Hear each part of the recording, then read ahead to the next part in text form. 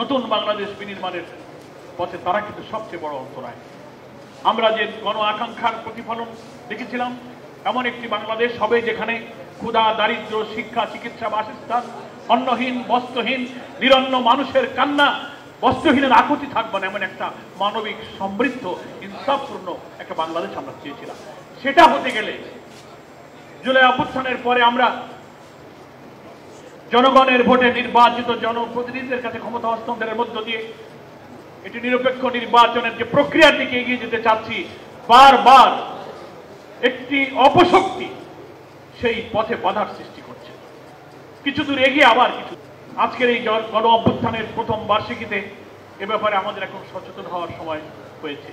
আমাদের আত্মতৃপ্তির কিছু নেই, আমরা মনে করি অমৃত নেই, দুঃশাসন তো বেঁধে দিয়েছে। নো, আমরা তো তাকিয়ে দেখতে পাই আমাদের সামনে কিন্তু এখনো দেখতে পাচ্ছি ফ্যাসিবাদী রাষ্ট্র কাঠামো বিরাজমান।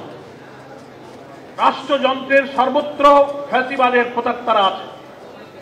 দিল্লির আধিপত্যবাদের কালো থাবা এখনো চতুর্দিক থেকে ছেয়ে বসছে।